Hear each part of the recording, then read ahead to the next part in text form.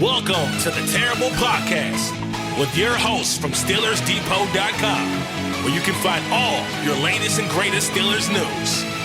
It's Dave Bryan and Alex Kozora, always lit, talking Steelers. And now, here's Dave and Alex.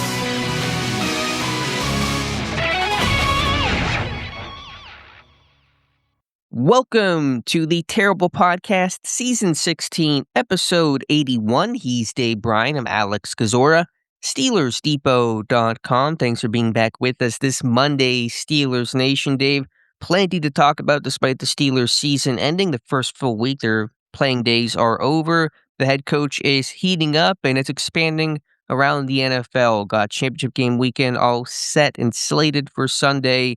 Lot going on, Dave. How you doing? Hey, good morning. Happy Monday. And having several Black Mondays around the NFL, right? Wake up this morning to some big coaching news on the heels of the Divisional Round games that took place over the weekend. And Sean McDermott is out in Buffalo. So I think that now makes 10 openings that have happened at the head coaching positions around the NFL. 2 have since been filled, with John Harbaugh being hired by the Giants and Kevin Stefanski being hired by the Atlanta Falcons over the weekend. So let me take my shoes off here. 10 minus 2, that leaves 8 head coaching jobs around the NFL open right now. And with McDermott news breaking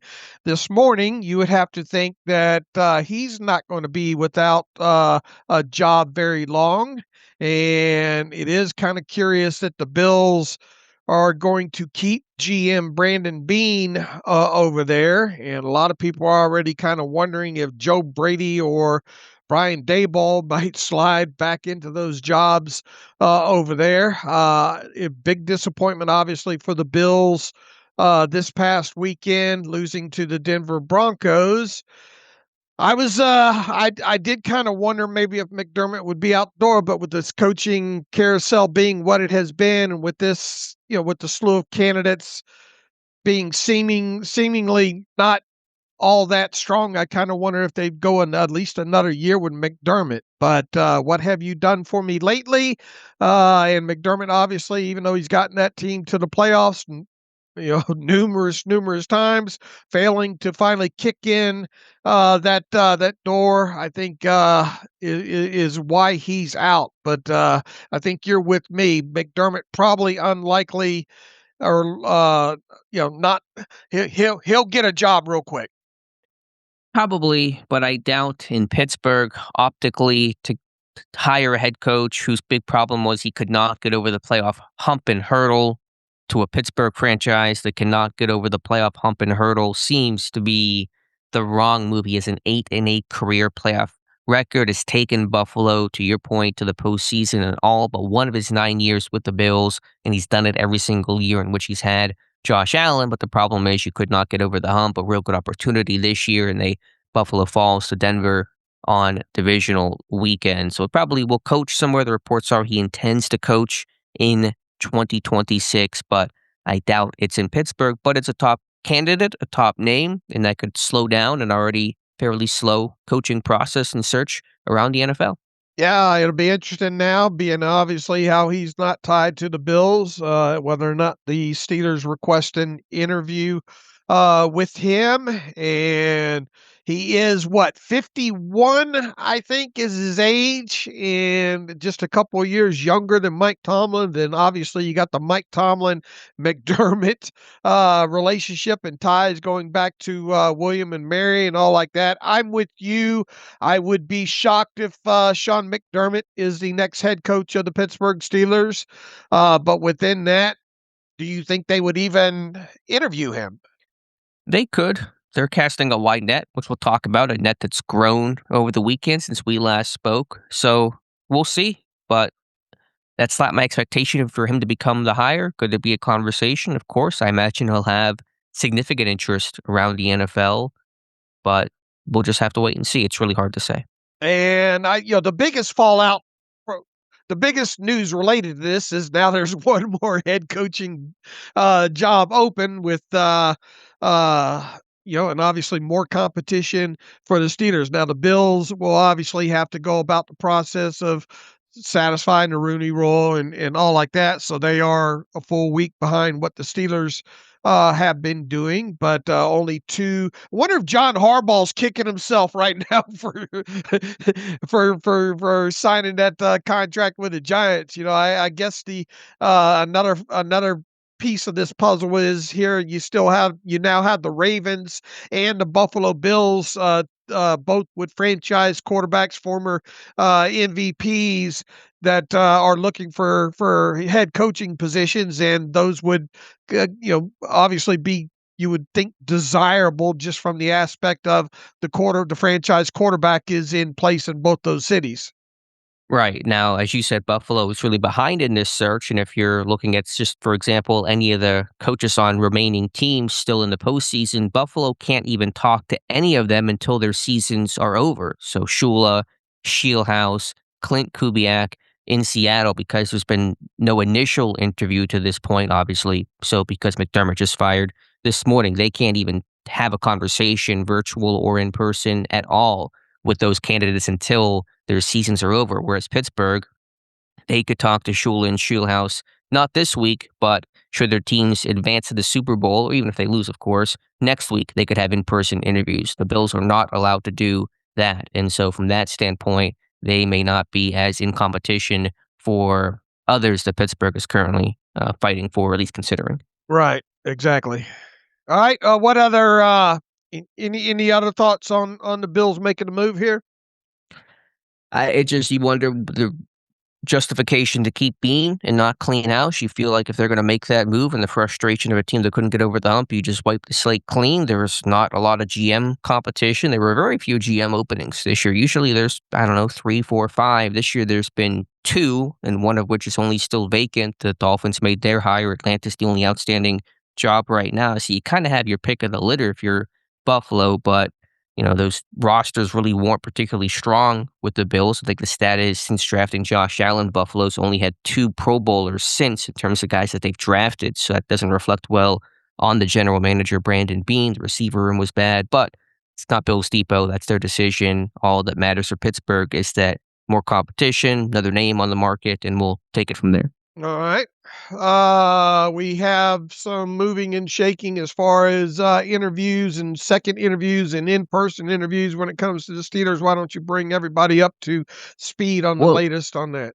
Let's do 2 other things quickly. One, an announcement. We are having our first live stream of the post-Tomlin era off-season, whatever you want to call it, that is scheduled for tonight, 7 p.m. Eastern time. Just search my YouTube channel, and Dave and I will hang out with you guys from 7 to 8 p.m. Eastern time, answering your questions. And there's a lot of questions right now, I would imagine. Just one other quick, small point here, just to get it out of the way now. Pittsburgh adding another player to their offseason roster over the weekend, signing defensive back, cornerback Deshaun Jameson to a reserve future contract. Jameson appeared in a handful of games, elevated from the practice squad this year, playing on special teams, doing a decent job as a gunner. And so he will look to stick throughout the spring and summer. Yeah, and I think most notable, as you just mentioned there, did some, not a lot of snaps there on special teams, but he did show some future potential gunner capabilities, special teams type guy. But, the good news is you got him at least locked up on the offseason roster right now, and really the biggest fallout now at this point from all of the reserve future contracts that the Steelers have signed players to at this point. We have at least a rule of 51 roster to work with, a little bit more than that. I think 53, 54 players in total. So now in the next this coming week, we'll do a complete salary cap outlook. I've got a post coming on proven performance escalator guys, 3 of which that will have raises in 2026. That's going up, so it's going to be a busy week as far as looking ahead to Steelers cap situations and financials now that we have a working rule of 51 for the offseason for the Steelers. All right, looking forward to that, Dave. All right, let's get into the coaching update. And again, this process is new to Dave and myself in terms of watching every single move and step. And so things kind of get a little wonky in terms of some reports and some cross reporting and some clarification. So it gets a little bit weird. But Pittsburgh has done initial interviews with much of its reported candidate list. I think Ajaro Avaro, the only one that's not been confirmed yet. Now, there are a couple exceptions where Pittsburgh will have an in-person interview with Brian Flores coming up sometime this week. There apparently was no virtual interview because they already know him so well, so there really was no need to do the virtual kind of get to know you initial conversation. Pittsburgh will also have a second interview with Anthony Weaver in person this week, the Dolphins defensive coordinator. So that's kind of maybe the first name that we know as a second interview in Weaver. Flores and Weaver coming in for in-person visits and interviews would also fulfill the Rooney Rule that requires in-person visits for at least two minority candidates. The new name to the list, Dave, and where I want to start this conversation, is Mike McCarthy, who reportedly will have an in-person interview with Pittsburgh this week for the first interview. This will not be the second one, but because he's a free agent coach, there's no need to do the whole virtual thing. And so McCarthy, obviously, with his Pittsburgh ties, former Packers and Cowboys head coach, was Green Bay's head coach when the Packers beat the Steelers in the 2010 Super Bowl, a name that we've kind of long wondered, could he be on the list, just given the obvious ties? I don't think he's anyone's favorite choice to be the next Steelers head coach, but Pittsburgh expressing interest in hometown kid Mike McCarthy. Yeah, and right after the Tomlin news broke a week ago, I put on Twitter, I would not be surprised if McCarthy got a interview with the Steelers. That's kind of easy to connect the dots on, being he's a Pittsburgh guy. Obviously up there in age. How old is McCarthy? He's in his 60s, I believe 62. Yeah. Look, he wouldn't be my top choice for sure. And I imagine a lot of people didn't, when they woke up on, what was it, Saturday morning or Sunday morning? When was the news on McCarthy? Saturday, sometime Yeah. Saturday. When they woke up Saturday, they're like, oh no, no, no, that kind of thing there. His age and obviously being a retread a couple of times at this point. A lot of people listening to this podcast are wanting the team to go younger, like they obviously did in their last three coaching hires. I am along in that same boat with them. But all that's to say, am I shocked by Mike McCarthy coming in for supposedly coming in for an in-person interview? Absolutely not. Mike McCarthy, now that with all these openings around the league, it feels like he's going to land somewhere. I'm not sure. I don't know if he is. Is he the favorite or in kind of the real running anywhere else? He's gotten a couple interviews, but I don't know if he's a strong candidate for any other job. I still tend to think that, team like Arizona, there's a couple of outliers out here that I think are possible for him. So I will just go on record to think Mike McCarthy will land one of these open positions, which is right now, I guess, sits at 8 officially. And let me check myself. This news came out Sunday morning. All the days run together this time of year. What other teams have interviewed him? I feel like the Giants had a look at him, but of course they filled that with Harbaugh. Did the Titans look at him? I think the Titans looked at him as well, but I believe those are the only two known places right now. Now, Tennessee's still has a vacancy there, so we'll see, but I'm not sure if the interest has been terribly strong. But all that matters is, does Pittsburgh have interest? Doesn't matter if the rest of the NFL could like him or not. If Pittsburgh has interest, then that's the only real important consideration. He is certainly different than the other candidates in terms of that long tenured experienced head coach. His regular season record is sterling. He's won almost 61% of his games. He's obviously won a Super Bowl, but the lack of recent playoff success could loom large. He's got a career postseason record of 11-11. He's 1-3 since 2017. Went 7-10 his last year in Dallas. Now, playoff records, I think, are hard to have a real strong one. It's only a handful of coaches that get to that point. Most coaches will hover right around 500, right above, right below. So take that for what it's worth. But 1-3 in the postseason since 2017, which coincides with Pittsburgh's playoff streak and drought. That's not a great sign. If Mike McCarthy does not land one of these head coaching jobs in this cycle, does that mean that the NFL's basically moved on from him? Could you see him getting a job, a head coaching job, say a year from now? It gets hard to envision that once you're, 2 years out, another year older, another cycle through. You never say never. Some will wonder, could he become a coordinator somewhere? But in terms of head coach, it feels like if there's not enough interest this year in the most wide open cycle with a class and pool of candidates that I wouldn't consider the strongest in a yearly cycle, with more openings than almost any other time before. And if he still can't get a job, and if he's only getting a couple interview looks, that's not a great sign. So in other words, he's the new Ron Rivera, I guess. When was Ron Rivera is now 64. His last head coaching job was with Washington from 2020 to 2023. So he's been out of it for a little while now.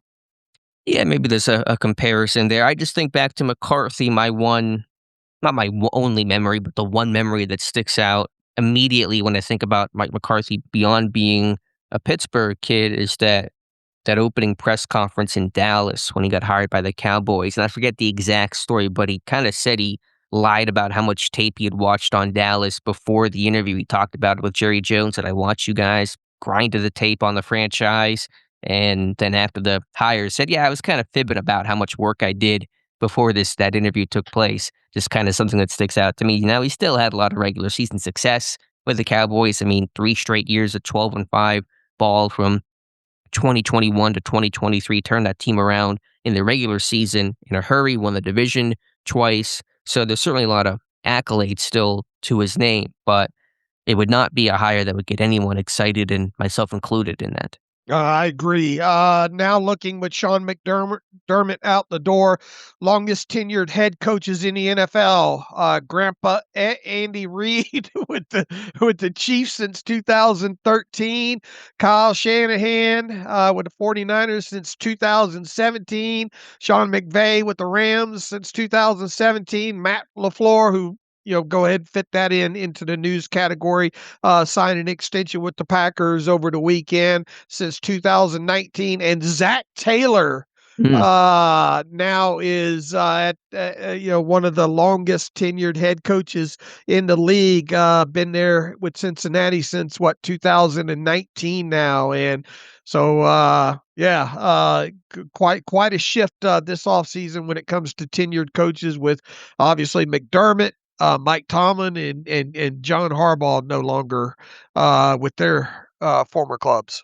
It is a whole new world, no question about that. Any other thoughts here on McCarthy? Again, in person, I don't want to misconstrue that and make that feel like he's a finalist. We don't know exactly what that list will look like, but the in-person is just happening because he's a free agent coach and there's no need to do the whole virtual dance. And for all we know, this guy's living in Pittsburgh's facility to begin with as a Pittsburgh kid, so who knows? But the in-person one, don't assume that makes him a finalist just because it's an in-person, face-to-face meeting. Right. All right. Roll down the what's the rest of the dates here on the updated tracker?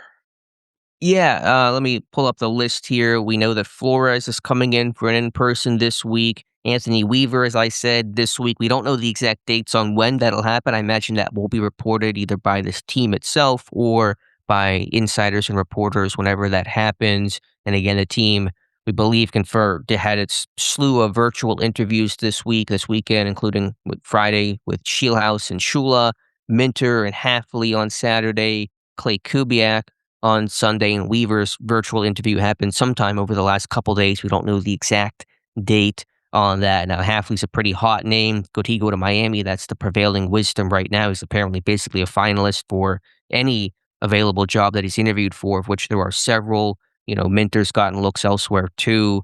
I think the Raiders put in for Clay Kubiak this week, so that's going to be his second head coach interview. And of course, Shieldhouse and Shula are also pretty in demand. Now on Scheelhaus and Shula, Pittsburgh cannot talk to those guys and have an in-person for at least a week during this week between AFC title game and Super Bowl.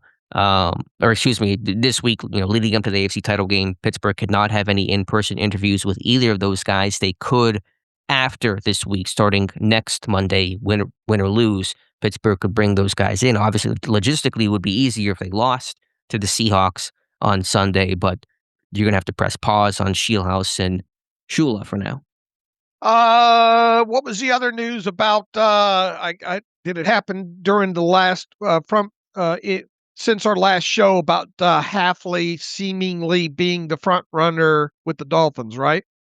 Yeah, I don't know exactly when that happened. It's kind of been picking up over the last couple of days. So he's believed to be the front runner. I know he has his in-person with Miami, I think maybe today or so. But just given the connections with the Dolphins, new GM John Eric Sullivan, who was in Green Bay and just left for Miami, could be bringing Halfley with him. All right. As part of what we talked about the other day, not that it matters in the grand scheme of things because it happened so long ago, 2007 was the last time, obviously, the Steelers were looking for a head coach and ultimately settled on Mike Tomlin.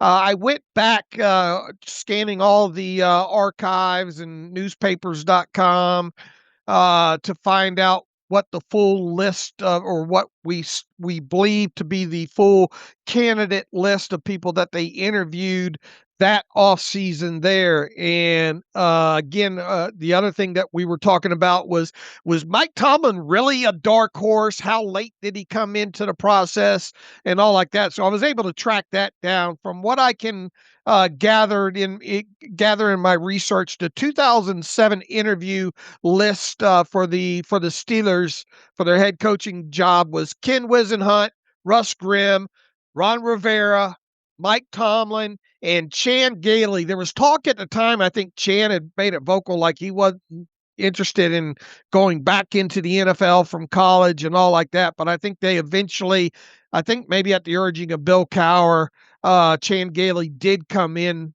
for an interview. So it was Wisenhunt, Grimm, Rivera, Mike Tomlin, and Chan Gailey. There was also rumblings, if you go back through the papers at the time, that Kirk Ferentz at Iowa might have been on the Steelers list, but I can't find any actual reporting that Ferentz even came in for an interview at the time. So the Steelers head coaching search this time around obviously is damn near double that, right? You had 5 names in Wisenhunt, Grimm, Rivera, Mike Tomlin, and Chan Gailey. And how many candidates are we up to on this year's list?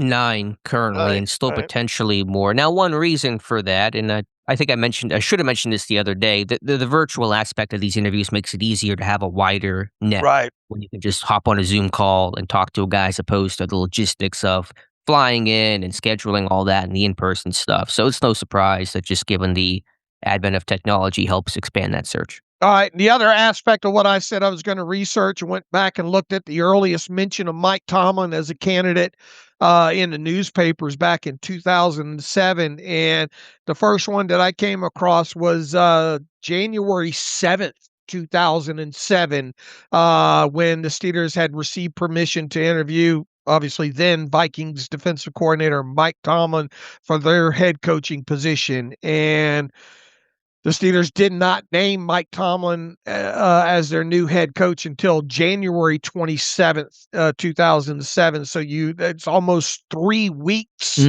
went from at least there were, and you'd have to think that they'd probably actually asked for that request on like the 5th or the 7th or what have you, I would imagine. So yeah, right. It took, in other words, I guess is he wasn't as late into the process as many seem to recall, was the case within that. So it seems because that like, was 2 days after Cowher stepped down. He stepped down on the 5th.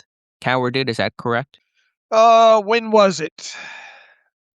Just to give the timelines on it, which I think is important in the context of it all. I believe that was January 5th that he stepped down and resigned as the Steelers head coach. Let me see. Yeah, I'm seeing January 5th. Okay, yeah. On January 5th, Cowher resigned after 15 years. Yep. Now, do we know when Tomlin actually interviewed? And I assume there were 2 interviews because back then you weren't doing the virtual. You would come in for an in-person, and I assume there was a second interview, but maybe I'm wrong on that. But do we know the dates in which Tomlin actually was in Pittsburgh interviewing for the job? I did not go that far down the rabbit hole.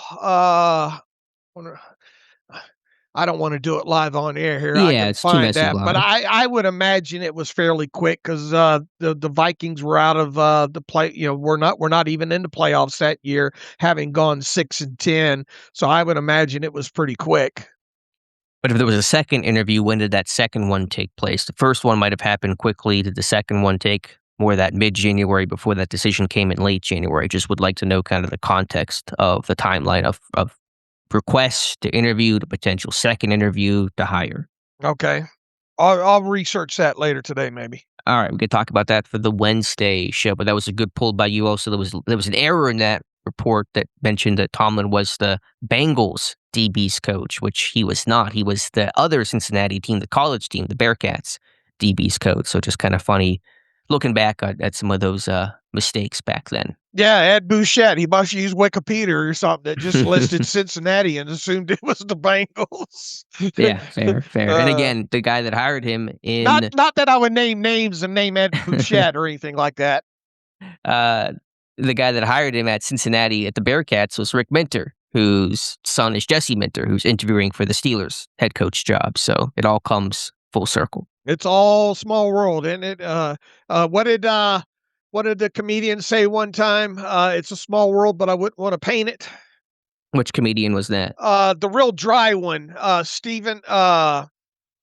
You know him. What was his name? Small world, but I wouldn't want to paint it. Stephen. Comedian Stephen. I should know this. Stephen Wright. Stephen Wright. Yeah. Okay. Is he still alive? Yeah, I think he is. 70 years old now. Boy, I remember when he was a hot thing in the comic world. I'm also working on to go back to Pittsburgh, I'm working on a Dartmouth connection between Jesse Minter and the Steelers. So I'm kind of batting that one around in my head, but I'll talk about that more if I feel like the connection is actually worth discussing, because Pittsburgh has some pretty good ties to Dartmouth University. So there may be some 6 degrees connection there I'll talk about at a later time. All right, Dave. Well, tell people real quick, you got a series up on the site where you're going through each of these candidates, right? Yeah, just kind of giving a skinny background bio on these candidates. I've already got, I did the long form on Hafley, so I probably won't do another skinny version on Hafley, because if you read that article, you have a good understanding of this guy. And I feel a little vindicated because everyone hated my pick. No one likes Jeff Hafley besides me and Jeff Hafley, apparently. But the other people who like Jeff Hafley is the entire NFL, because this guy's been interviewing for second interviews and finalists for all these jobs in Tennessee and Miami, of course, and Pittsburgh's given him a good look, and I think Arizona, other teams have looked at Hafley pretty good too. So he's doing something right here in these interviews, apparently. But I probably won't do the skinny on that. I've done it though for Clay Kubiak and Brian Flores, and so just kind of giving some basic bio background and some interesting nuggets along the way on both of those guys. All right, so let's see. Do we think the Steelers will have a new head coach in place by the time the AFC champion or the conference championship games get underway next Sunday? And my quick thought is probably not. Yeah, I'm not thinking that either. I'm thinking probably, and it's always hard to tell. I don't think the team even knows. I don't think they're setting, we have to have a head coach by X date. But when you can't have the in-persons with Shula and Sheethouse until next Monday at the earliest, and they won't be alone, and there's logistical issues with other teams having interest. There's been multiple teams who have had interest in both those guys, and then trying to actually get them to fly into Pittsburgh, and they're balancing other jobs. And they're preparing for the Super Bowl should the Rams win next weekend. That is all going to be difficult. Now, if they lose, things become easier. But again, the in-persons could not start until Monday. Then the Senior Bowl is coming up, where everyone's going down to Mobile. Omar Khan, Andy Weidel. And so it's a football mecca. It is, in a sense, easier to talk to guys because everyone, in a sense, is there. But it's also probably harder to really spend a lot of time having a 3-hour in-person interview when you got to talk to prospects and practice and all that kind of stuff. So all that to say, my feeling is early February for when this hire will get made. Probably that Monday, that first Monday, I think, in February or so. But we'll see where the search takes Pittsburgh. All right, the Bills have just now officially announced that they have relieved Sean McDermott of his duties, and within that, they are saying that moving forward, Brandon Beane will now serve as the president of football operations / general manager of the Buffalo Bills. He got promoted up despite the team Falling falling up. up. It's the way the world works so many ways. So interesting there, and really affirms that Beane, who will run the search apparently for the next head coach, just has more and more power. Interesting approach there from Buffalo, but it will be a pretty attractive job, even though it seems like Beane's going to have the power in terms of roster construction, which is a negative for head coach. Harbaugh and the Giants, for example, he reports directly to the owner, meaning that he basically runs the show and runs the roster.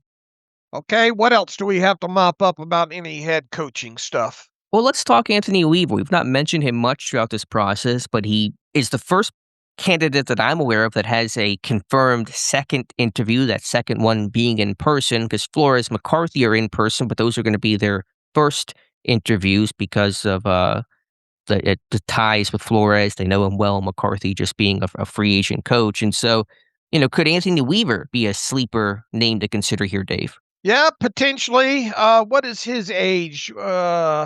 He's 45. 45. Oh, boy, he's been, 21st year in the NFL, I believe. He was in his, I think, second season with the Dolphins, and you just look historically, got his start in coaching, I think, at Florida as a graduate assistant in 2010. Got the North Texas on his resume, coaching the linebackers there, and then since coming into the NFL, been at numerous places: the Jets, the Bills, the Browns, the Texans.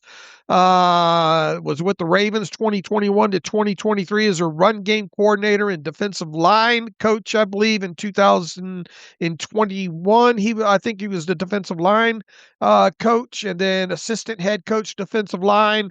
I think after that, with the Ravens, and then in 2024 through 2025, he was obviously the defensive coordinator with the Dolphins there. So what's interesting is he obviously worked with Minka over there on defense for a year.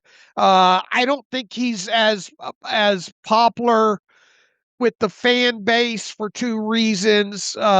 Just because people will stat box look of what happened, and obviously what has all happened with the time over there with the Dolphins, and for the second part, he's just a little bit older in his 40s and all. Yeah, he's interesting. I was doing some more research into him last night, and a former player was with the Baltimore Ravens for the majority of his career, 98 starts, 15 and a half career sacks, had a big performance in the 2005 Baltimore win over Pittsburgh. He had 3 tackles for a loss and 2 sacks. Baltimore won by a field goal. Former second-round pick out of Notre Dame in 2002. He's learned under Mike Pettin and Rex Ryan, of course, coaching some of those Ravens defenses. His personality is regarded as more calm. He's not a yeller or a screamer. I watched one video of him doing some coaching with the Browns, and it is very kind of calm, very detail-oriented, not screaming in a either encouraging or yelling, but just kind of even-keeled kind of guys. Discuss the importance of player confidence and mentality. He once said, quote, "I want my guys to go out there on Sundays and feel like Superman. I want them to feel like there is no offensive lineman in the world that can block them." That's whenever he was the D-line coach at Cleveland. He later said, quote, "Before we step on the field, we need to think that we are the baddest MFers on the planet, and that thought process will give us a chance out there to be successful." So certainly a lot of mentality-based kind of coaching and approach, keeping these guys' confidence high, making them believe and buy in. He coached J.J. Watt in Houston. He was a D coordinator in Houston in 2020, and then again in the last 2 years in Miami. The results have been mixed. In Houston, it was pretty bad, 27 in points, 30th in yards. Miami in 2024 was better, top 10 in points, number 4 in yards, good situational defense, fourth in red zone, sixth in third down defense. Getting my numbers mixed up here. Last year, It was a really bad start. It was a much better finish for that defense. So they still kind of bought in and played hard, but still finished 24th in points, 22nd in yards. His defenses have never been really takeaway based. And I know some will say that you can't be too focused on turnovers, but I think a culture in Pittsburgh and my philosophy is turnovers is how you win a lot of games. He was 32nd in Houston in 2020. He was 27th with Miami in 2024 and 15th last year, the 2025 with the Dolphins. So that's kind of a little knock on him, but that's the background on Anthony Weaver. He also played in the NFL, I think, for 7 seasons, a little bit over 100 career games. And if you even go back to his time in college at Notre Dame, he was voted a team captain and team MVP in 2001 as a senior at Notre Dame. Yeah, so kind of seeing some of those leadership traits. There was also one story, and this is just one player's perspective, but for 2024, Jordan Poyer, who was a safety there, I think his comments came out in 2025 after Poyer went back to Buffalo, but Poyer had a lot of critiques for Weaver's scheme, saying that no one really understood it, that he didn't know what his teammates were doing, what the other guys' jobs were, and so it really was some pretty pointed criticism at Miami.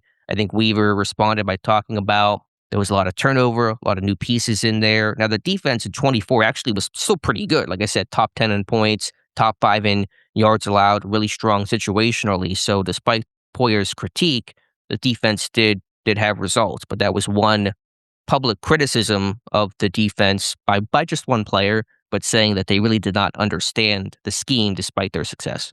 Yeah, is this and I think you kind of hit on this. Is this probably the one candidate on this list that the fewest people are talking about that could be, the underdog to end up, the dark horse, if you will?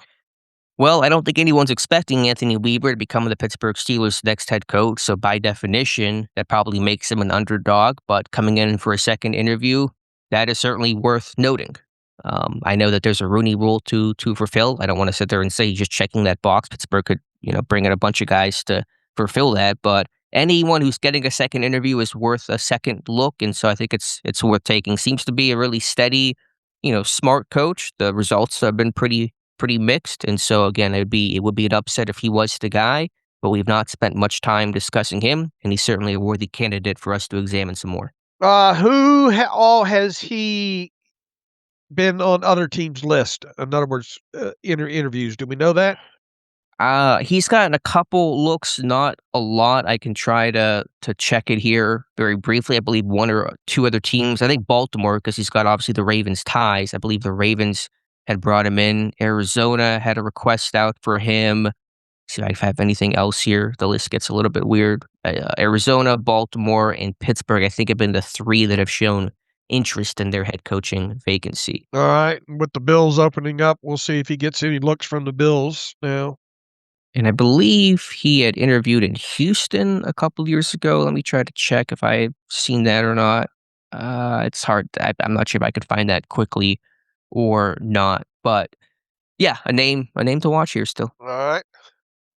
Have you done any more? I know we didn't get to Alvaro to talk about him. We'll maybe table that for Wednesday. But have you researched any of these other candidates more? Have you learned anything more? Have any different thoughts and feelings of who you like, who you don't like, etc.? Well, as I was on record the other day saying it, to me, Chris Shula would be the guy I am leaning towards hoping that is the next head coach. It'd be nice if he brought Shieldhouse, if he didn't get hired over as offensive coordinator, to give you the Shula Shieldhouse duo in Pittsburgh. That just on my personal level is the way that I think that I would go in this. And then second, I think would be Jesse Minter on my list as far as favorites and hopefulness goes. Okay, fair enough. Yeah. So, any reason for Minter? I mean, we had this conversation. Yeah, the other day. just with the bloodlines and what he was able to be, to get accomplished on the defensive side of the ball. Most recently, obviously with the Chargers and all. He's still young, but he's got experience and just seems like a great candidate. Yeah, there's a lot to like with Minter. He's been one of my top guys. I know we'll talk about it maybe more for Wednesday because there's so many candidates to wade through. But I was doing a lot of research last night into Ajero Avero, who's the Panthers DC, and I don't think he's yet to having even a virtual interview with Pittsburgh yet. Maybe that'll come this week. But really interesting guy that's learned from some brilliant defensive minds, and that's kind of what stuck out to me. If I can find my list here. I mean, he's learned from Monty Kiffin. He's learned from, oh, who is it? I mean, it's been just a kind of PhD in defense. Monty Kiffin, Vic Fangio, Wade Phillips, Dom Capers, Raheem Morris. I mean, he has learned from some of the best and brightest. And I know his defenses have not been the most prolific in terms of results. They were better in Carolina this year, but he seems to be a really smart, driven guy that, maybe he's future head coach material someday. I wonder, looking at some of the other peripheral names, and obviously with the 49ers out of things right now, you have to wonder if Robert Sala's name's going to start surfacing a little bit more around the NFL. Not that I'm, stumping for him, obviously with the Steelers, but could he be a guy that ends up landing one of these jobs? Yeah, he's apparently, I think, a finalist in Tennessee. They were going to do a virtual interview with him, and they just decided to do it in person today. And the loss obviously makes that logistically easier. He would have been eligible even had no, he wouldn't have been eligible, I guess, this week had they won that game. But yeah, I've looked at Saleh. I think he's an interesting kind of a guy. Today, Pittsburgh's not shown any known interest in him. But maybe, as you said, because he's officially available, it becomes a bit easier to talk with him. But I think the first thing you look at is he going to go to Tennessee? I think the finalists there are basically Saleh, Halfley, who may go to Miami, and Matt Nagy, who might be the front runner, might come down to Nagy and Saleh, but that's one name to watch. All right, and then a lot of people are wondering if the Steelers will reach out to Clint Kubiak at some point in Now, Seattle. now they can't talk to him until Seattle is eliminated because they've not scheduled an initial interview, at least to our knowledge and according to the lack of reports. So because they've not had any initial contact or interview, they can't talk to him at all until Seattle is done. So if Seattle makes it to the Super Bowl, they can't talk to him until after that game. And I think the other one is the other LaFleur over in the Rams, right? Yeah, Mike LaFleur, the Rams offensive coordinator, has gotten a couple of looks. I think he's more of an OC candidate to get brought over. If, say, Jeff Halfley becomes the head coach somewhere, could he take LaFleur? Those guys have history in Cleveland and San Francisco. That'd be a lateral move, but LaFleur could become a play caller where he's not in that role with McVay handling those duties with LA right now. I kind of view Mike LaFleur as more coordinator material right now than head coach. What about what's your thoughts on Vance Joseph over in Denver? Yeah, he's been a really strong, steady defensive coordinator. I don't have any strong feelings for or against. It sounds like Arizona might be taking a good run at Vance Joseph, but again, so far, no reporting on Pittsburgh having interest. Going backwards a little bit with, I think it was Jerry Dulac and the whole retread comment. Do you foresee that coming to fruition? In other words, will the Steelers ultimately land or hire their next head coach that has never been a head coach in the NFL before? Well, just looking at the 9 candidates, it would look that way. Only 2 have previous head coach experience in McCarthy and Brian Flores. And Flores would technically be a quote-unquote retread, but also because of his Pittsburgh ties, I don't know if that feels like quite, retread in Pittsburgh's eyes. So, yeah, just the list alone would say it'll be a first-time head coach. How worried are you about guys like, let's say, Shula with openings because I think Baltimore had their virtual with him as well too, and then now the Bills' job is opening up. How do you feel about those 2 jobs potentially being more attractive because of the longevity that they've had with their outgoing head coaches and the fact that both those teams have quote unquote franchise quarterbacks in place? How big a concern is that? I try not to think about that too much. You never know what's in someone's heart and mind, and What is the head coach salary? That might be the other factor too. When other teams pay more than Pittsburgh, we just don't know exactly what those numbers, those offers would be. No one's at that point right now anyway. So yeah, I mean, the Browns are looking at Shieldhouse. So yeah, you could talk 8 ways about who could go where and who might have more interest where. To me, it's more than just the quarterback. It is reporting structure. It is stability. It is kind of the feel of the franchise, all that kind of stuff that goes into where a head coach wants to go. So, we'll see. And again, Buffalo, again, can't talk to those Rams guys until their season is over. So, of course, Shula and Shieldhouse in theory could just wait to see if Buffalo jumps in. But if they get an offer as a young potential first-time head coach, it's hard to be like, I'll pass on that, Pittsburgh. I'll wait to see if Buffalo even wants to talk to me, let alone offer me a job. It's a pretty big risk. So we'll just have to wait and see. Of this group of 9, is there anybody that you really just you don't have any interest in? You sit there and say, I really hope they don't hire this guy. McCarthy would be on that list for sure. I'm not as big of a fan of Brian Flores as most.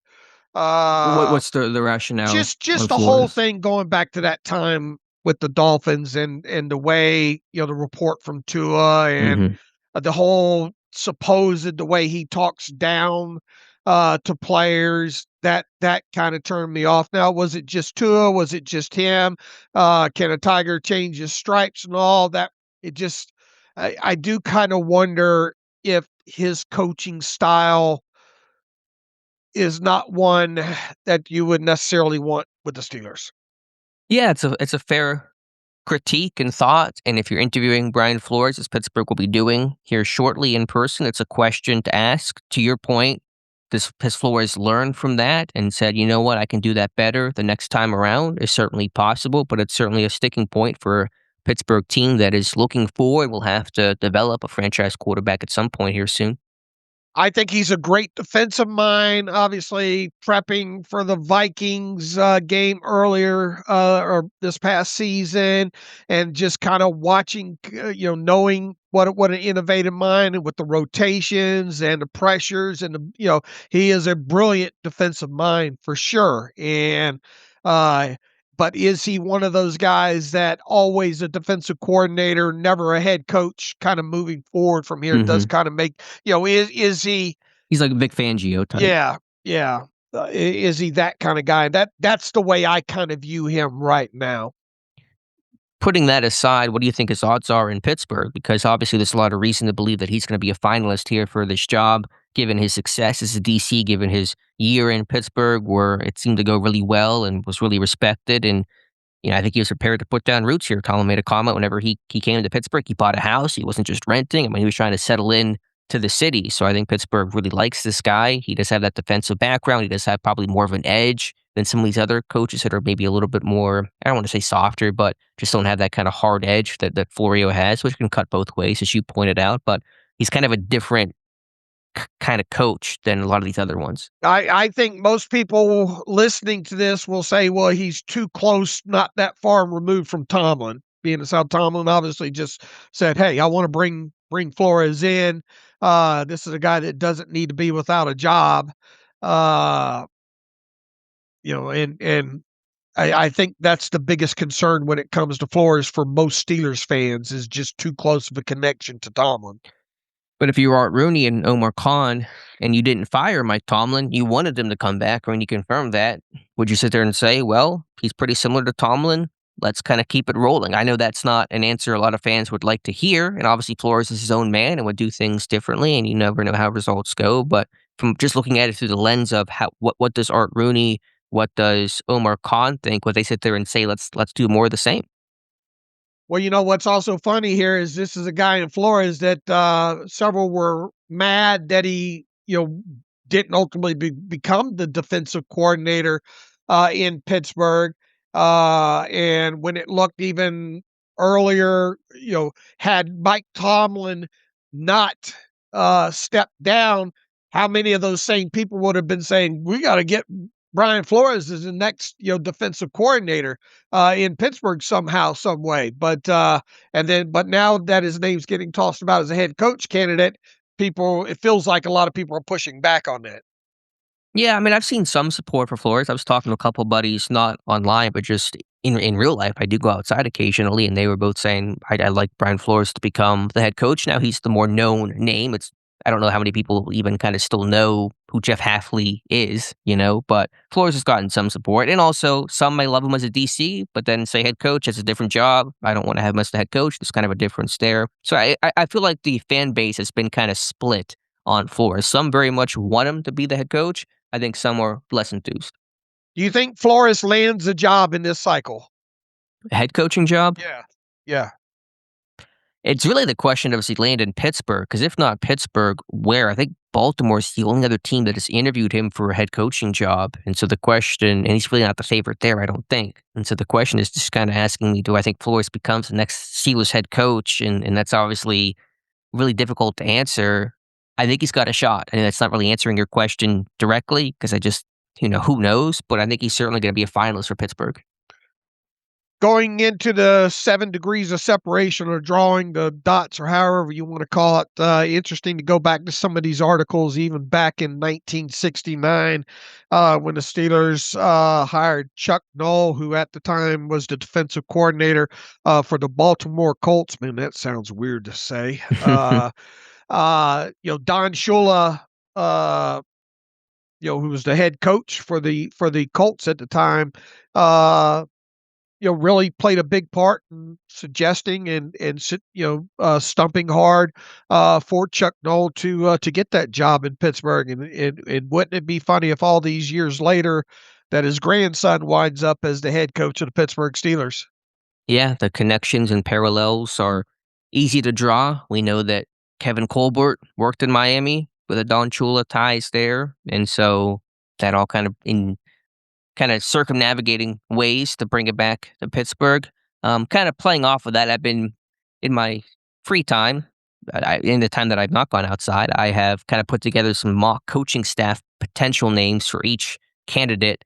And with Brian Flores, and this is me playing just the connection game, because that's all I can really do when evaluating who they could potentially have on staff. There's some interesting kind of connections between these candidates and some current Steelers coaches, even though we know that the coaching staff is going to experience a lot of upheaval here once the new hire occurs. Brian Flores, if he was hired, I would imagine would keep Gerald Alexander, who he hired in Miami when he was the head coach there as their defensive backs coach. Could Alexander even become the defensive coordinator and get a promotion? I think that is a possibility, Dave.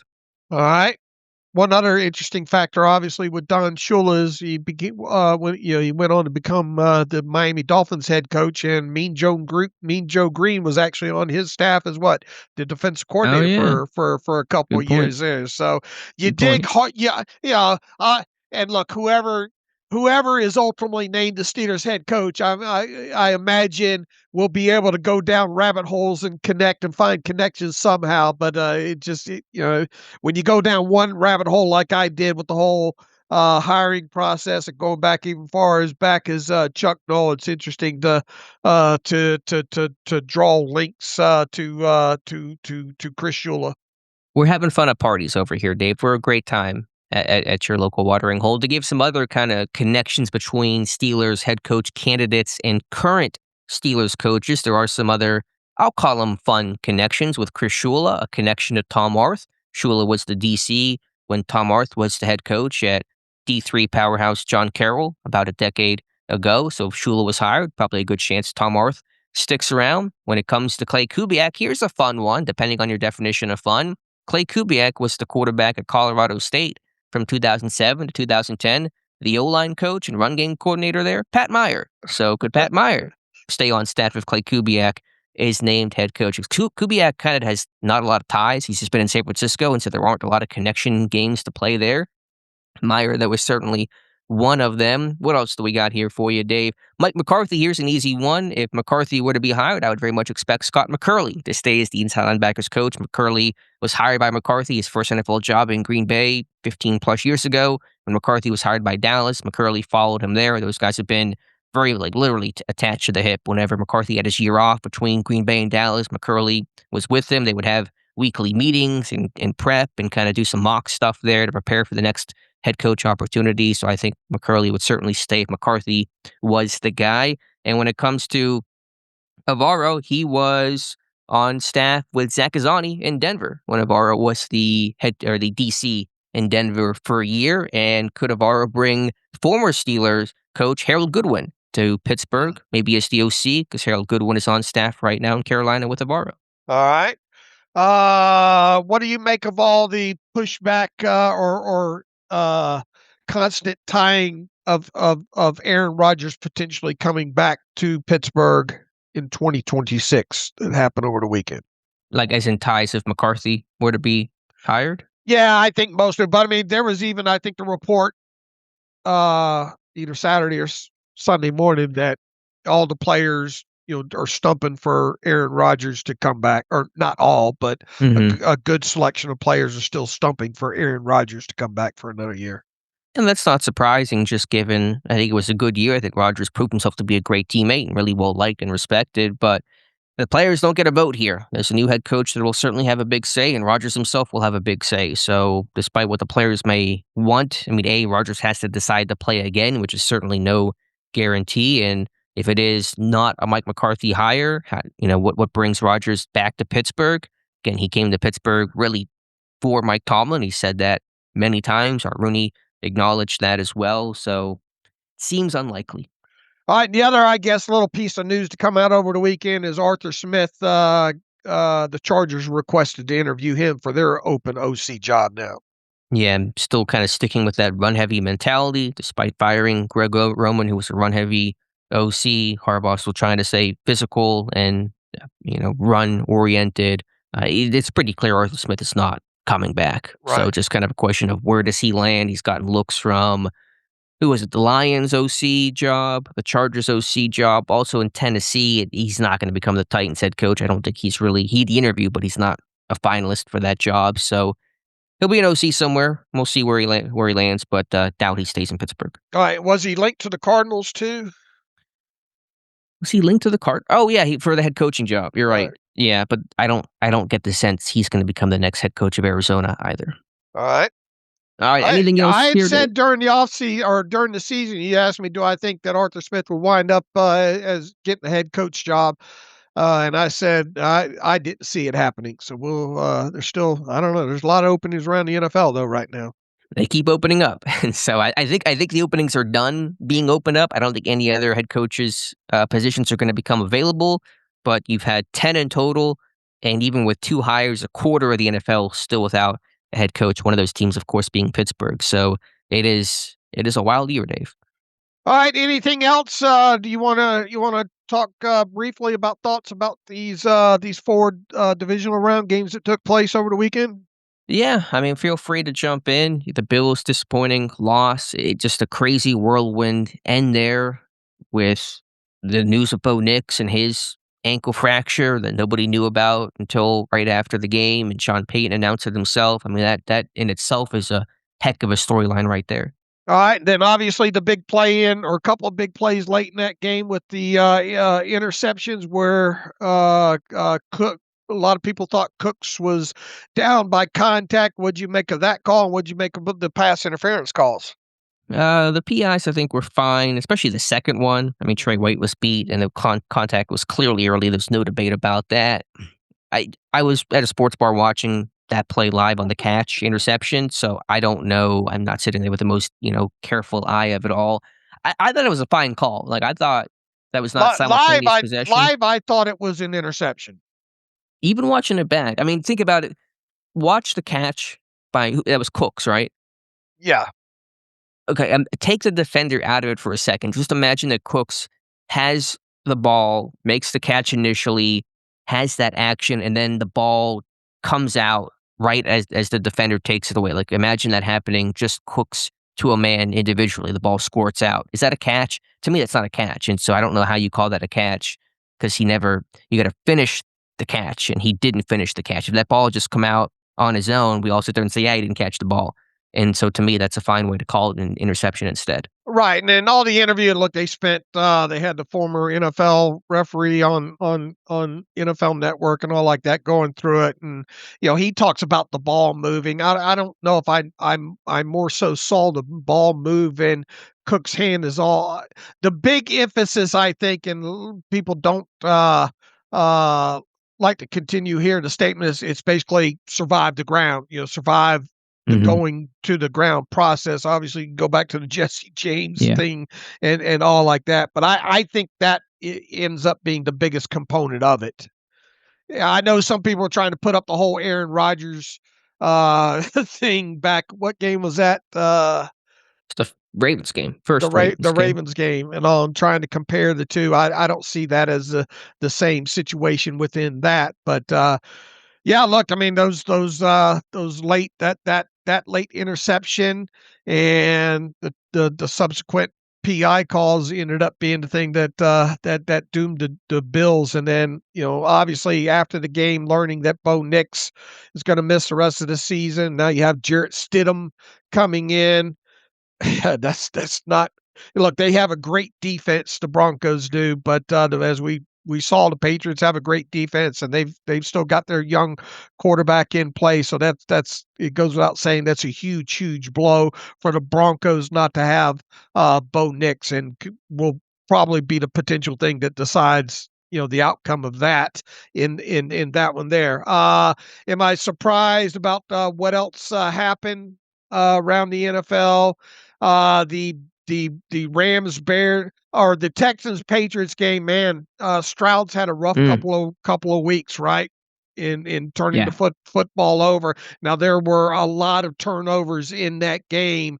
But for Stroud for a couple of weeks in a row, I know at halftime a lot of people saying they should have benched him and all like that. I didn't think that was a possibility of happening, but as a fan of the Texans, you just have to wonder about those, the last two pieces of work, even against the Steelers and all, about the ball security. And now look, they didn't have one of their top wide receivers in Nico Collins, who missed that game. That's a big factor of it as well too. I think for most of the game, obviously the Texans defense played good enough to win that game. But on offense, you just can't turn the football over that many times and expect to win. Yeah, it's almost shocking how bad Stroud was, and maybe less so because of the poor performance against Pittsburgh, despite Texans winning that game. Do you feel better or worse about losing to Houston after watching that game against Patriots? I mean, I couldn't help but at halftime think that, man, the Steelers were 7-6 behind the Texans at halftime before the tires came off and the engine blew up. The old NASCAR analogy that I use all the time. Hey, things were going good until we lost an engine. We were. Look, I think you look at this as a whole on the offensive side of things, where we were going into the playoffs here, is that it felt very, very, very wide open when you didn't have the likes of Lamar Jackson and Patrick Mahomes in this thing, that you could make a good argument that any team could potentially win this. And my biggest thing at this point, not just the Texans in general, is that it feels like the Steelers let a golden opportunity to at least make a run further than the wild card round in this year's playoffs, especially when they had the most veteran quarterback and experienced quarterback in Aaron Rodgers. Now, was Aaron Rodgers the lone reason that they lost to the Texans? No, but he certainly the offense played a big component of that. And then obviously the Steelers defense didn't help things on into the second half as well too. So my main takeaway, still throwing the Texans aside here, is looking at the AFC side of things right now and thinking, man, if the Steelers would have had any offense, whatsoever, it felt like maybe they could have been around at least a week longer. Yeah, that's fair. And obviously Pittsburgh's offense must improve. The defense also must improve. But my takeaway from the playoffs globally, but especially on the AFC side, is how many great defenses are really the drivers of these teams. The Patriots defense has been elite. They've allowed 19 points and 6 takeaways in these two games. The Broncos defense is obviously a really strong bunch. The Texans defense, even though Houston, lost, was still amazing in that game. So, how many great defenses and even defensive-minded coaches are kind of leading the charge here in the postseason? I think it's notable. Well, you got 2-2 altogether in the remaining 4 teams. You got 2 offensive-minded head coaches in Sean Payton and Sean McVay, and you got 2 defensive-minded coaches left in this thing, and Mike Vrabel and Mike McDonald. I think it's the Seans and the Mikes. Right there, you go. That's cute. I like that. The Bears-Rams game. I felt like I got my money's worth out of it. Obviously, with it going to overtime and all, it felt sloppy. The Bears wide receivers dropping a lot of passes in that game. That play that Caleb Williams made on that 4th down to get that score was amazing. And he's done enough of that kind of stuff now that you kind of harken back to the early days of Ben Roethlisberger, that in only his 2nd year, he's, the off schedule plays that he's able to make mixed in with the development that he made in structure this year. You got a lot to be excited about still, I think, with the Bears moving forward, and he should get even a little better as a quarterback. That play that he made on 4th down was amazing. I mean, it harkens back to some of the things that you saw Ben Roethlisberger do. Oh no. Oh wow.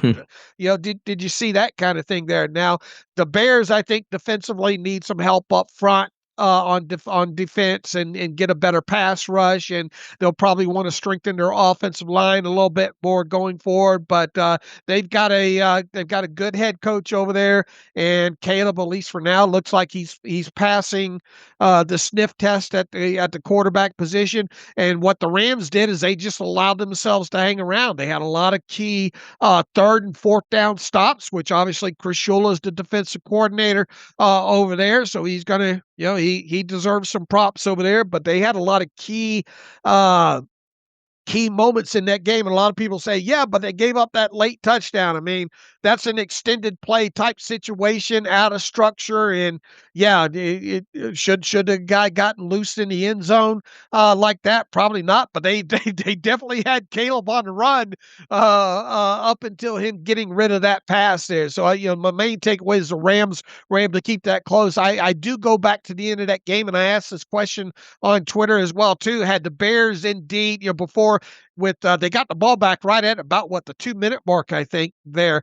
And I threw it out on Twitter. If you go down and you score a touchdown here, do you go for the 2-point conversion and just try to end it right there? So that's going to be, I'm sure, is being focused on. Was that the right call or wrong call? Because they kicked the extra point. They took it to OT. Should they have gone for 2?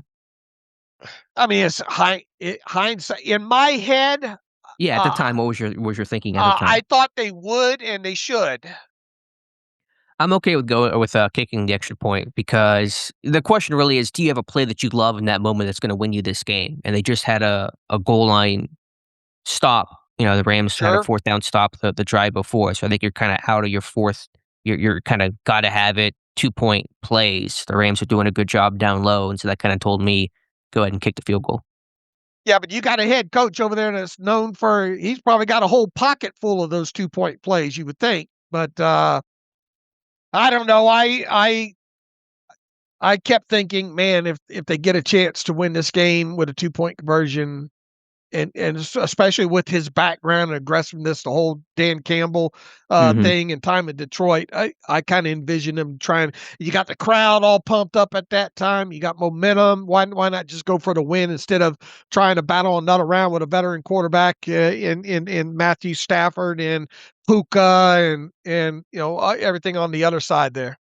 Yeah, that's fair, and I'm sure that conversation's happening in Chicago right now. Yeah, someone had mentioned this on Twitter. I didn't make this observation, but somebody else did. The championship games are Mike's versus Sean's. In the AFC, it's a Mike versus a Sean, Vrabel and Payton. In the NFC, it's a Mike versus a Sean and McVay and McDonald. So that's kind of a fun stats of the weird for you guys. One other piece of news here, speaking of McCarthy, interesting update here from Adam Schefter that's coming across. He says, former Cowboys head coach Mike McCarthy now is interviewed twice in recent days for the Titans head coaching job, once in late December in Green Bay, then again Friday and Saturday in Tennessee. And so he could interview in December because the Titans had fired Brian Callahan, and McCarthy was a free agent coach, and so they had freedom to interview whenever, wherever they wanted to, and apparently he spent a long weekend down in Nashville. All right. We'll have to watch that. One other final note, the Seahawks-49ers game, you could feel me. The 49ers, they were just beat up. It's a compliment to them that they got to the divisional round, it feels like. But, man, they just ran into a buzzsaw. They didn't have George Kittle and their other tight end. I think got injured during that game, and we all know about the injuries that they had on the defensive side of football, and they just ran into a buzzsaw, the team in the Seahawks. So I was not surprised by that outcome. And I guess a more global kind of throwing it back to the Steelers situation now kind of thing here is look at how quickly several of these teams that remain in the playoffs now, the quick turnarounds that these teams have done. The Bears, with their fairly new head coach and young quarterback, how quickly they've been able to turn this around. The Patriots, obviously, with Vrabel and Drake May, how quickly they've been able to turn this around. The Seahawks and Mike McDonald, the same way, even though they didn't go the young quarterback route. Sam Darnold has been more than adequate for them to go along with that great defense. And then the Broncos, I mean, how many months ago was it that people were questioning, man, you're going to take that kind of dead money cap hit with Russell Wilson, and they obviously go in and get Bo Nix in the draft, and they have the ability to turn that around as quickly as they have there. So it just goes to show you that in the NFL, 2 years you can be right back in the thick of this thing. Now people will say, well, that's all fine and dandy. Look at the quarterback situations with all these. Yeah, it's hard to ignore. The Broncos have Nix. The Patriots have Drake May, or the Broncos had Nix up until this game. The Patriots obviously have Drake May, even though the Bears didn't advance. They've got Caleb Williams.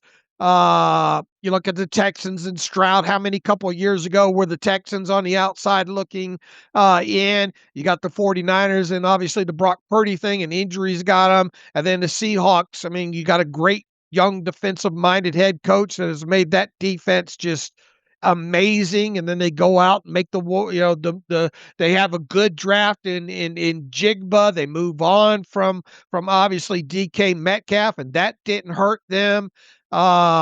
And then you go out and have a quarterback in Darnold. A lot of people saying, well, that's all fine and good to roll this back to try some sort of optimism with the Steelers. But the Steelers, who's even going to be the quarterback of the Pittsburgh Steelers in 2026? And that obviously is a huge question right now. But at least from the standpoint of being able to move forward with new head coaches and young players, it's a year-to-year thing in the NFL.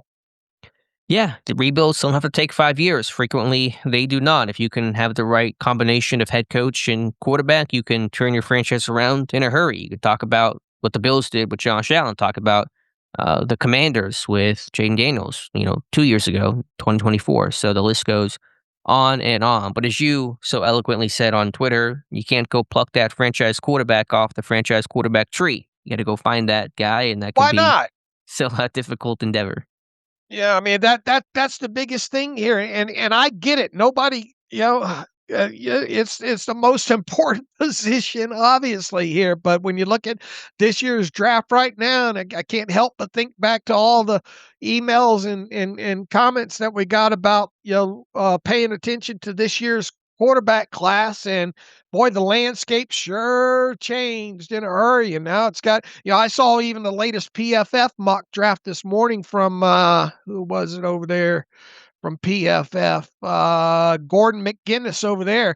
He's only got one quarterback going in the first round, and that obviously is Fernando Mendoza out of Indiana going first to the Raiders. He has no other quarterback going in the first round. Now, sure, there's going to be a lot of conversation about Ty Simpson, and we'll see what happens with Trinidad Chambliss with Ole Miss and all. What is the latest on him? They're suing the NCAA to make him eligible to return. Okay. So who knows how long that'll take. All right. So we'll have to see but outside of those two additional, I mean, Is there anybody else? At least, I mean, we obviously haven't gotten deep into the draft work yet, but I think that we got a pretty good handle on at least the quarterback position for the most part.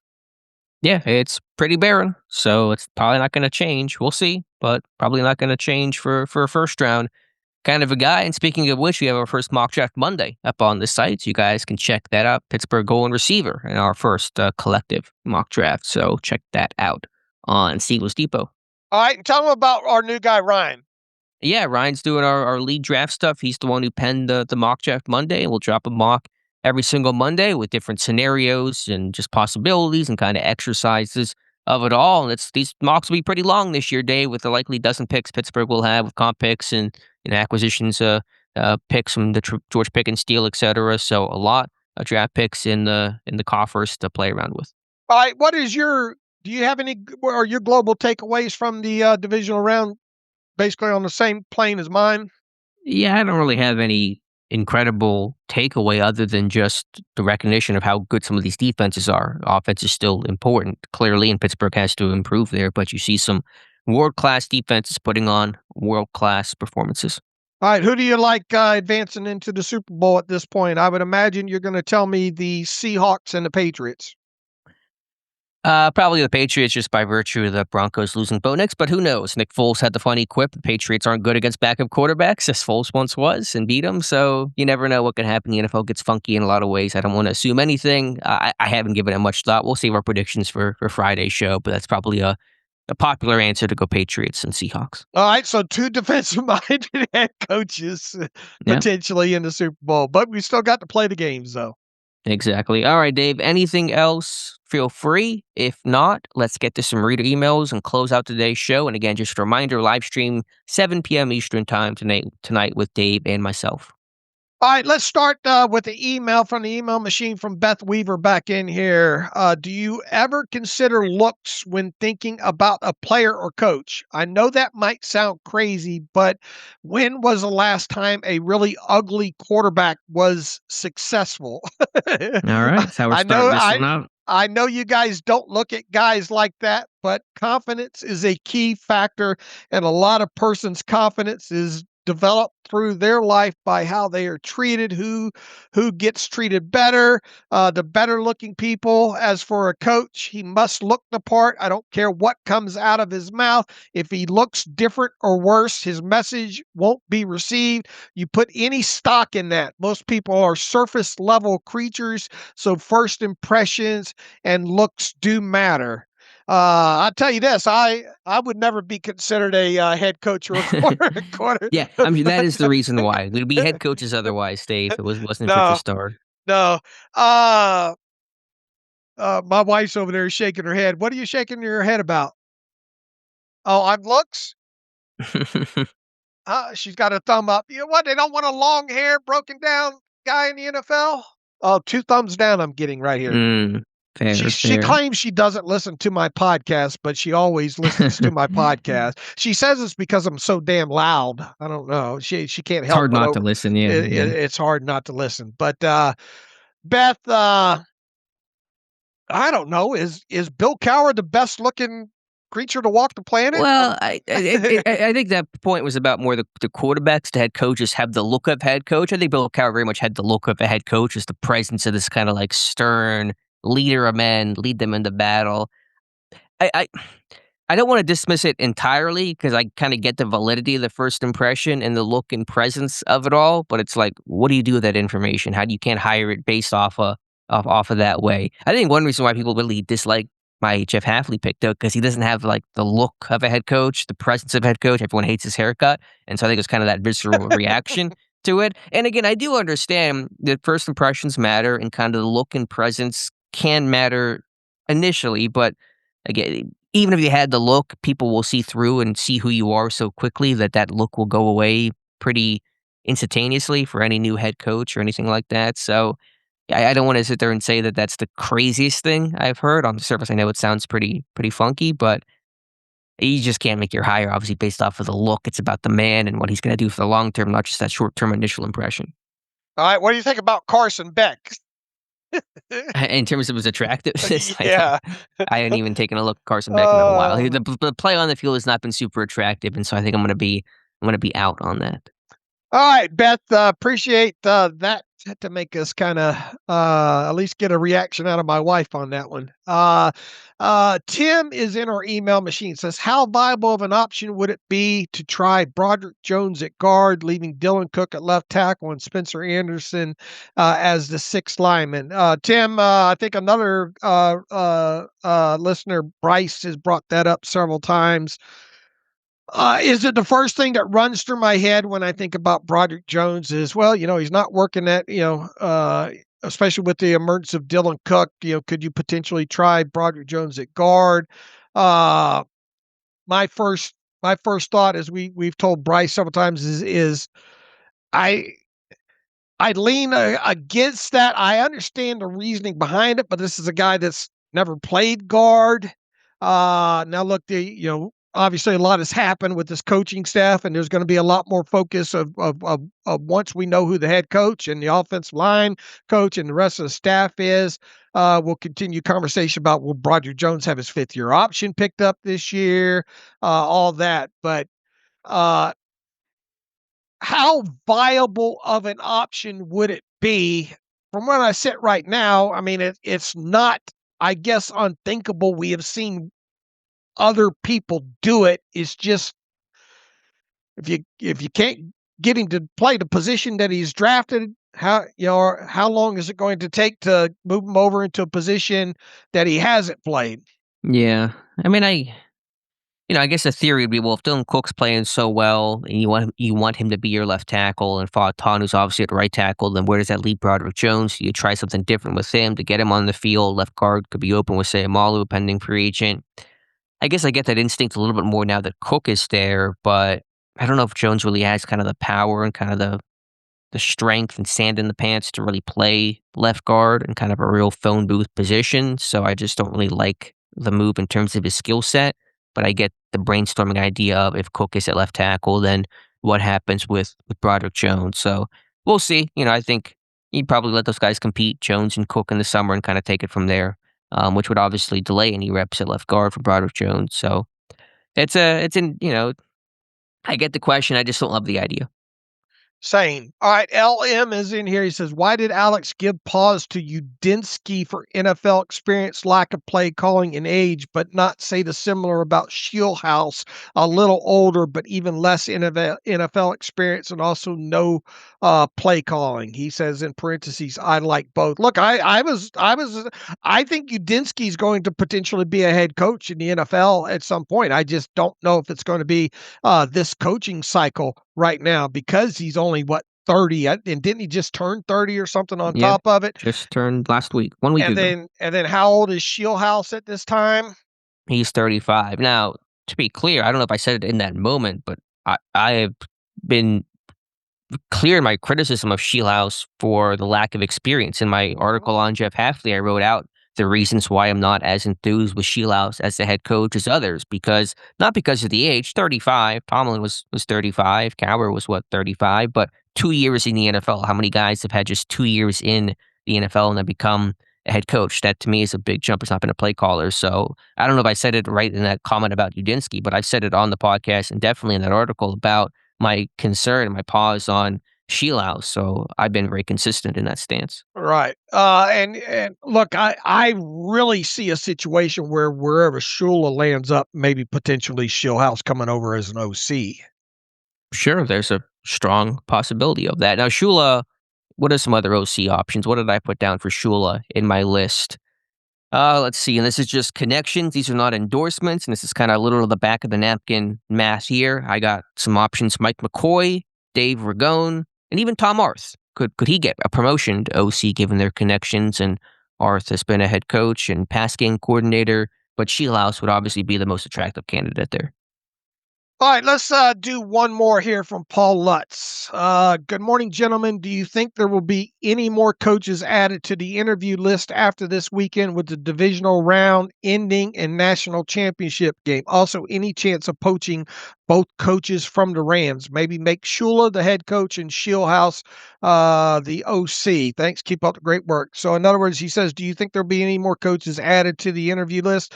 I think was it Dulac came out and said expected the list maybe to grow by 2 or 3, I guess, this week. So everybody, I think, at least Steeler fans are still asking about the other Kubiak with Seattle.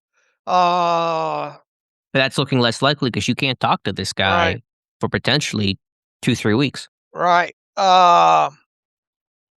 I mean, is there a possibility of a couple more surfacing between now and the championship games? Yeah, I imagine there would. Yeah, there's always that possibility, but at this point, if we haven't heard the name, kind of what's the reason for the wait or delay? Pittsburgh's. It's only been 6 days since Pittsburgh's had a head coaching spot open up. This time a week ago, we're talking about Steelers and Texans. It feels like an eternity ago, but this thing moves pretty fast. And so, could there be another name? Saleh, somebody else, maybe. But I feel like we're getting pretty close to this being the initial list in Pittsburgh. Moving on, they already have second interviews scheduled with Anthony Weaver. I feel like this is pretty much the list. All right, we'll see if it grows any this week here. And about his other, any chance of poaching both Shula and Shields? Yeah, I think that's what that's what I'm rooting for. If we're being quite honest at this point, that's what I'm rooting for. I imagine a lot of people listening. I see a lot of that same sentiment on Twitter for people, and the title of this was the Pittsburgh Rams was the title of the email. I get it. I really do. I get that aspect of it, and I would not be shocked at all wherever Shula ends up that potentially Shieldhouse ends up as his OC. So unless he becomes a head coach too, Shieldhouse somewhere, which he's got openings I think in Cleveland and maybe the Raiders too, I want to say. Right. And I think didn't Udinski's name pop up again on the Twitter machine this morning for somebody? It did. Somebody was bringing him in. Let's see what the internet tells us. The Browns have a second head coach interview request out for Udinski. So the Browns looking at a lot of young OCs, and then there's also Jim Schwartz in the mix for that job, the veteran DC. Can I give you one more connection? This is 8 steps down the road. No head coaches in place, but the Atlanta Falcons, as you mentioned, top of the show, hiring Kevin Stefanski. That staff has come together pretty quickly, including Bill Callahan, expected to become the O-line coach there, which means Dwayne Ledford, who was the O-line coach and has been the O-line coach there for a couple seasons, is going to be out of a job, but probably not for long. He's regarded as one of the best offensive line coaches in the NFL. He was actually hired by Arthur Smith in 2021, so could he follow Arthur Smith somewhere? Maybe, but there's a connection to Pittsburgh that I'm very much intrigued by. It is kind of 8 steps, like I said earlier, but in 2016, Dwayne Ledford was the O-line coach at NC State. From 2016 to 2018, who did he coach with there, Dave? Eddie Faulkner, the Steelers running backs coach. And so could you hire this head coach and then, Faulkner as the running backs coach, keep him, and then hire Ledford as the O-line coach, good synergy between your running backs coach and your O-line coach and all that kind of stuff. Something on my mind there, Dave. All right, I guess you had a little bit of news that came in this morning. The Chiefs have requested permission to interview Bears running backs coach Eric Bieniemy for their OC job. So make what's old new again, right? Yeah, was there before. Maybe he'll be there again. And again, Matt Nagy, maybe the Chiefs believe that Nagy's got a good chance to take the Tennessee job. And I mentioned earlier, McCarthy getting a lot of looks there. So the Tennessee job, Miami job, all kind of relevant to Pittsburgh in terms of who they hire or don't hire and where that leaves Pittsburgh. So we're watching Pittsburgh's search, but also watching a lot of other searches as well. All right, and the Dolphins have in-person interviews, it sounds like, on Monday with Patrick Graham and Kelvin Shepard. What about the job Allen did with the defense with the Bears? Do you think now that they're out, he's going to get a little bit of buzz? Dennis Allen, I don't know if people love him as head coach, kind of feels more that DC, but that's Patrick Graham for head coach? Looks like it. Yeah. All right, that's interesting because they're doing second interviews, so they're also kind of doing some first interviews. It sounds. I like Patrick Graham. I think he's done a better job with some kind of poor rosters. And it was with the Raiders. He interviewed for the Steelers. At least he was requested. I don't know exactly if he did interview, but he was in the mix to be in DC to replace Keith Butler. And before Austin was hired, it was Patrick Graham, Chris Richard, and Austin were the candidates that year. So he's got a little connection to Pittsburgh, albeit under the old coaching staff. All right, and it makes you kind of wonder. It seems like ancient news at this point, but Raheem Morris, why isn't he being mentioned a little bit more in these circles right now? Well, three-time head coach with everybody, not just obviously the Steelers. Yeah, but who gets the third chance on the head coach side of things? It's kind of tough. But if one of the Rams guys became the head coach in Pittsburgh, I think Raheem Morris. Certainly, if it was Scheelhaus and maybe Shula, but it seems less likely, then Morris could be in the mix there. All right, Pete Carroll's done as a head coach now, right? Yeah, I think I'm not sure he's ever going to coach again. Maybe he will go consult somewhere, but head coach is over. All right, got through some emails there, and we wanted to try to make this show a little bit shorter because we got to do a live stream later tonight on Alex's YouTube channel. Hope to have that completed because I really want to watch this Miami-Indiana game. Who you got tonight, Miami or Indiana? Indiana. Miami's defense is it's really good. It's gonna be really a little Ohio State like. What would be, I think, a tight, low scoring game, but give me the Hoosiers. And also, Kurt Cignetti, by the way, said he does not want to coach in the NFL. We should note that he has said he's a college guy. All right. I'm on Indiana as well too. Not only am I on him from kind of the betting side of things, but from the personal side, I want to see Cignetti and Mendoza win this thing. All right, sounds good. We'll talk to you guys tonight. All right. In the meantime, you can follow me on Twitter at Steelers Depot. Follow Alex at Alex_Kozora. Follow the show at Terrible Podcast. Email the show at theterriblepodcast@gmail.com. If you like what we do and want to donate to the cause, SteelersDepot.com, hit the donate button. Also, if you like an ad-free version of the site, SteelersDepot.com, hit the ad-free button and follow the directions that way. Get a username and password and hit the login button to take advantage of that feature. And so with that, until Wednesday, as always, thanks for listening to the Terrible Podcast with Dave and Alex.